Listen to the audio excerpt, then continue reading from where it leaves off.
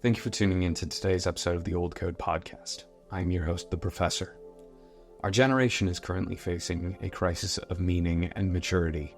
We're surrounded by voices coming from every direction, giving us their take on what it means to be a man or a woman. Some voices give us a definitive answer, while others seem to give us a non-answer. Ultimately, I'm not going to talk about the definition of biological sex for this episode, but I want to give a primer on how we can understand that transition from boy to man or girl to woman. How do we go from a child to an adult, and how do we truly feel secure in that feeling? Which means we're talking about the idea of confirmation or individuation. Individuation comes from Jung's ideology, but we'll talk about that in another episode. We ought to begin with the process, which begins for every single person. We're all conceived by two people, our mother and our father.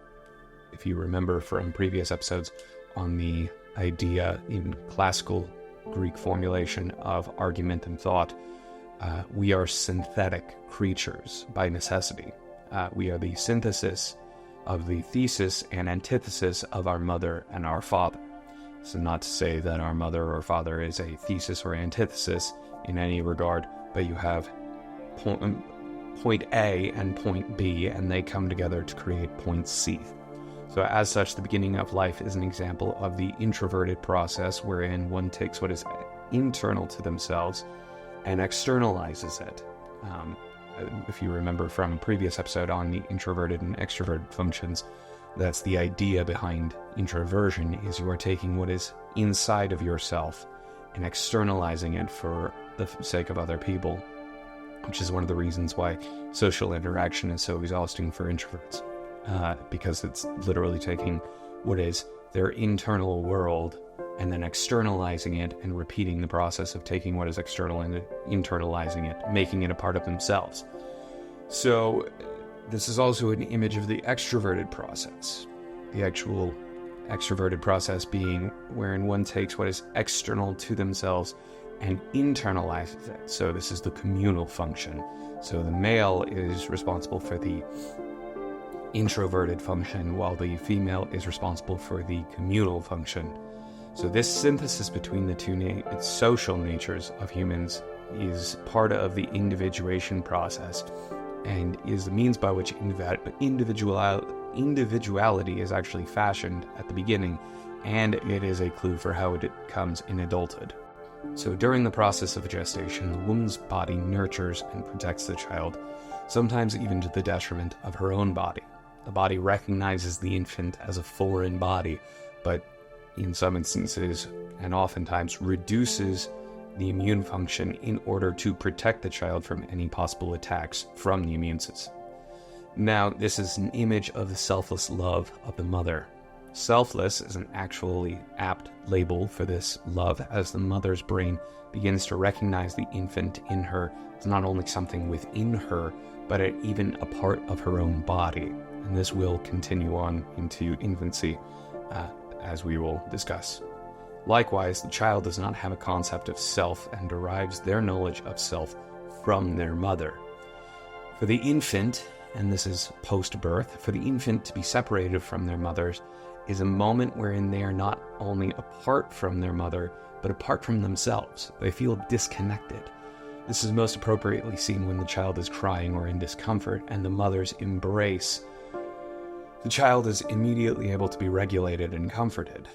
The child's budding sense of individuality is confirmed through the embrace of the mother, as the external cry for comfort is met with confirmation for the child as an individual with individual needs. Now, every brain has both a sympathetic and parasympathetic nervous system. The sympathetic response is responsible for orchestrating the body to mobilize during dangerous or stressful situations. The parasympathetic is then responsible for calming this response down. It's recognizing that the danger or stressor has passed. Now, for the infant, they have a sympathetic response as they cannot actually do anything to ensure their own security, and this then triggers the cry response. They are in distress, therefore they cry. And really, if you think about it, almost anything is going to be a stressor at that point because they have experienced nothing but the warm embrace of the womb. So, on the other hand, they don't have a parasympathetic response. Again, they've never experienced stressors, which means they've never had to experience the need to reduce the stressors. So they are entirely dependent on their caregivers to help them feel secure. The parent's response to the child's functions, the parent responds to the child as a proxy parasympathetic response and helps them regulate the release of cortisol by the release of oxytocin and endorphins. So the infant has no means of regulation apart from the parental response.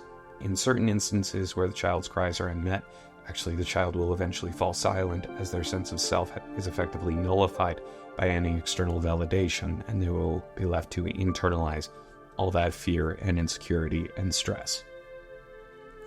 Fascinatingly, for the mother, when she ignores these cries, the same feeling of detachment from self can be experienced as her brain is still recognizing that the child is a part of her body. She's viewing the child, the brain is looking at the child as an externalized self. When the mother denies these cries or fails to act on these cries, she's effectively communicating to her own brain that this part of her body is not deserving of care and of love. This lack of response can even trigger in some women a heightened experience of postpartum maladies, such as postpartum depression and postpartum psychosis. This is one of the reasons why, as a side note, this is one of the reasons why skin-to-skin contact and breastfeeding can actually aid in the treatment of postpartum depression. Now, as the child continues to grow and mature, they will begin to acquire an awareness of their own body in space and in time. Upon recognition of these body parts, the infant will begin to use these parts as often as possible. When they discover their hands, they'll grasp anything they possibly can. You hold up a little thing and they'll just grab it. When they discover their voices, a torrent of babbles and coos will escape their tiny mouths. The exercise of these faculties is not tied to any measure of intention at this point, as the infant is simply exploring their body and their world. They don't have any sort of idea as to why they're doing it. They just recognize, I have a hand, I'm going to grab something. I can grab, I will grab. So a child will go on to develop competency with these faculties, which then leads to the acquisition of skills. A child will go from aimlessly crawling and grabbing things, or aimlessly kicking, I should say, kicking their legs and grabbing things, to putting blocks and other things on top of other things, or crawling and then eventually walking. Now, the acquisition of skills marks the first moment wherein the child is able to accomplish something for themselves apart from the help of their parent or caregiver. They are then far from perfect in accomplishing these tasks, but this transition marks the first taste of independence for the child, and with this first taste of independence comes a first dose of understanding their place as an individual. Now, upon their early recognition of individuality, the child will often become incredibly clingy to their caregivers. There's a loss of security with their gain of self. Thus, their need for physical intimacy may actually increase upon their acquisition of further and further skills.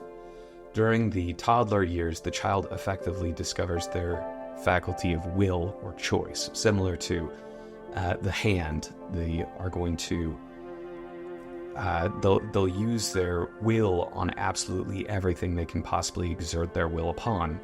This often leads to what we know as the terrible twos. You can't see it, but I did air quotes, where the child may throw tantrums or express intense emotions during times when the world does not match their expectations. Now, the prefrontal cortex is the area of our brains most responsible for long-term decision-making, complex pattern recognition, and inferential reasoning. But this area is still in very, very early development for them. So they're given an intense will, but no check or balance to confirm this against patterns present within the world. Now, this is where the parent is able to step in. Their role is not to have a battle of wills with the child so as to break the will, but the parent is meant to guide and give structure for that child and that budding will. The parent is responsible for shaping the child, not pruning them. The time between this initial introduction to will and teenage years is mostly a period of skill acquisition and social development.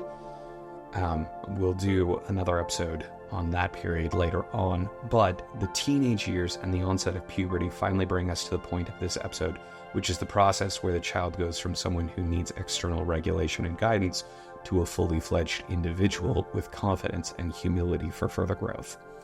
Much like the toddler years, the teenager acquires skills and a sense of independence from their parents. This often leads to an intense desire to separate from their parents as they begin to view themselves as not only part of their family, but an individual by their own right.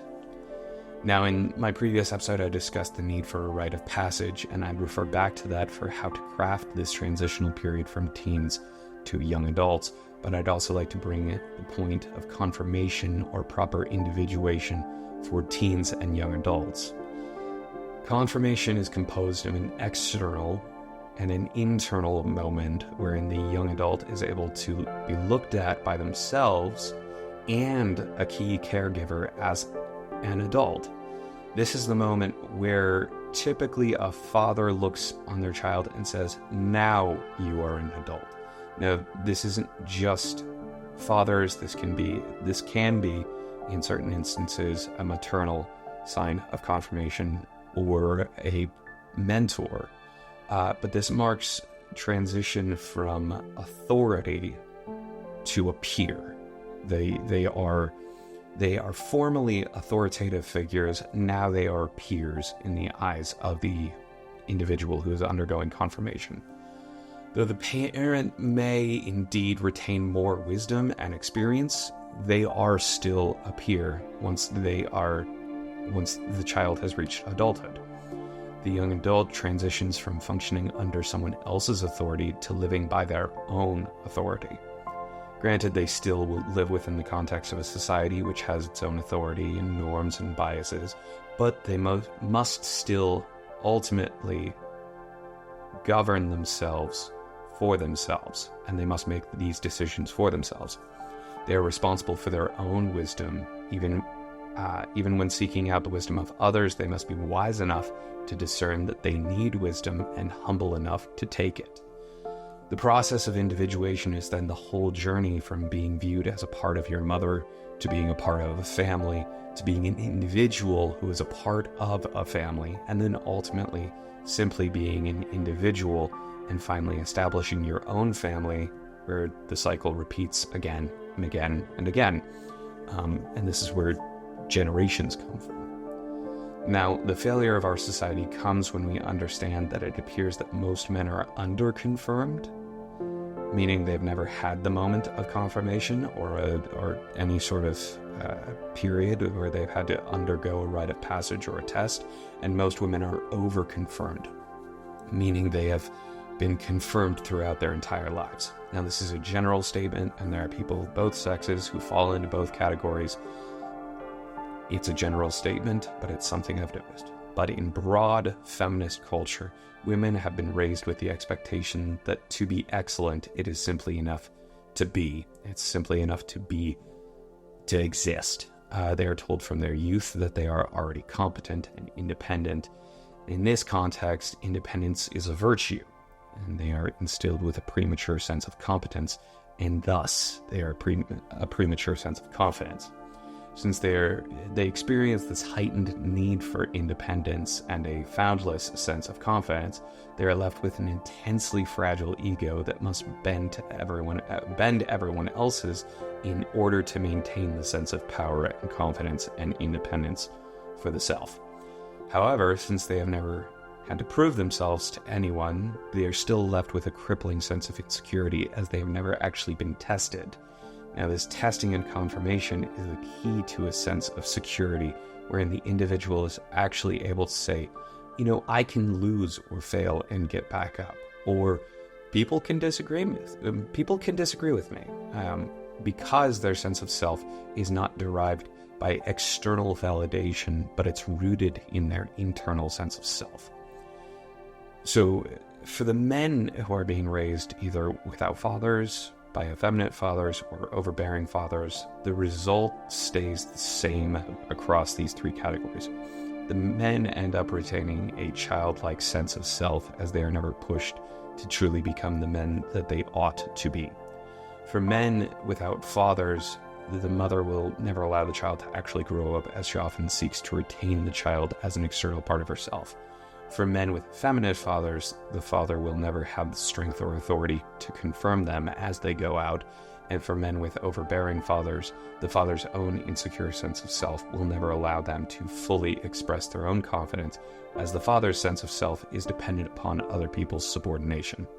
Thus, we're left with a generation of men who gravitate to external father figures who can offer them structures and paradigms for them to feel like they're actually grown-ups.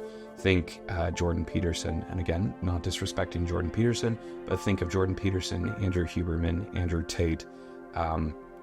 All of these men are functioning as proxy father figures for guys who have never actually been confirmed as adults.